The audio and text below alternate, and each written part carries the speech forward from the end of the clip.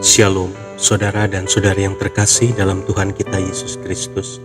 Marilah kita luangkan waktu beberapa menit untuk berkencan dengan Tuhan saat ini, agar dari hari ke hari kita semakin dekat dengan Tuhan, sehingga hidup kita semakin diberkati dan menjadi berkat. Pembacaan dari Injil Yohanes bab 3 ayat 16. Karena begitu besar kasih Allah akan dunia ini, sehingga Ia telah mengaruniakan anaknya yang tunggal, supaya setiap orang yang percaya kepadanya tidak binasa, melainkan beroleh hidup yang kekal. Demikianlah sabda Tuhan, terpujilah Kristus. Saudara dan saudari yang terkasih dalam Tuhan kita Yesus Kristus, tahun 1937, John Griffith mendapat pekerjaan di Mississippi dengan tugas menangani sebuah jembatan untuk bantalan rel kereta api di atas sebuah sungai yang dipakai untuk lalu lintas kapal. Suatu hari anaknya yang berumur 8 tahun, Greg, selama seharian ikut menemaninya. Pagi itu Greg bermain di kantor ayahnya dan ribuan pertanyaan terlontar dari bibir mungilnya. Ketika sebuah kapal akan melintas di bawah jembatan rel kereta, John membuka jembatan. Tiba-tiba dia sadar bahwa anaknya tidak ada bersamanya. Dalam keadaan bingung, ia melihat sekeliling, dan dalam ketakutan yang sangat, ia melihat anaknya sedang memanjat roda gigi pada jembatan tarik. Dia bergegas untuk menyelamatkan anaknya dari ancaman maut. Tetapi tiba-tiba ia mendengar dan menyadari bahwa sebuah kereta cepat penuh penumpang akan segera datang melintas. Ia berteriak kepada anaknya, tetapi ia sadar bahwa suara kapal yang sedang berlalu dan suara kereta ekspres yang keras tidak memungkinkan anaknya mendengar teriakannya. John Griffith menyadari dilema mengerikan yang dihadapinya.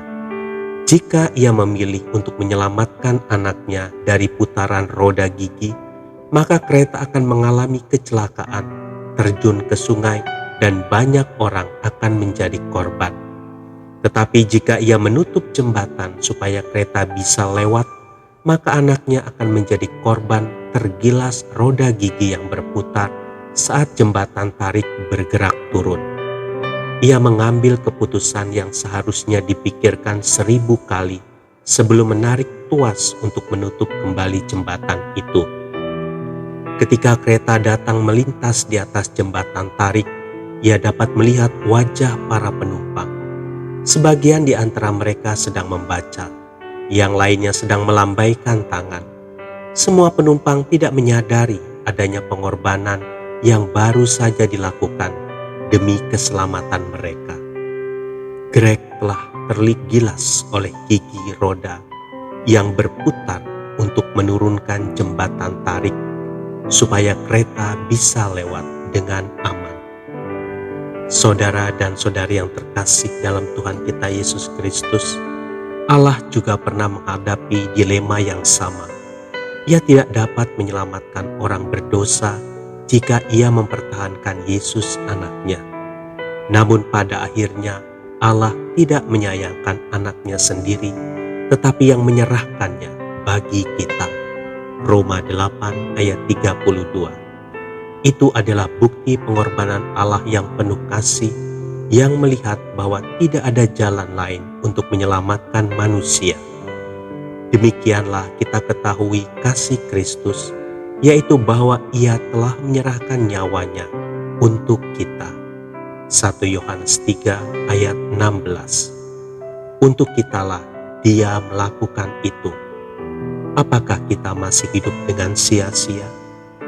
Tuhan Yesus memberkati.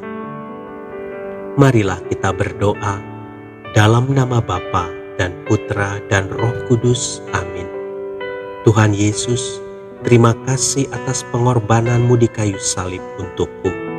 Ampunilah aku karena sering menyia-nyiakan pengorbanan-Mu itu dengan hidup jauh dari jalan-Mu. Kini kuserahkan diriku padamu. Ubahlah aku menjadi pribadi yang tidak lagi menyia-nyiakan hidupku yang berharga ini. Amin. Dalam nama Bapa dan Putra dan Roh Kudus.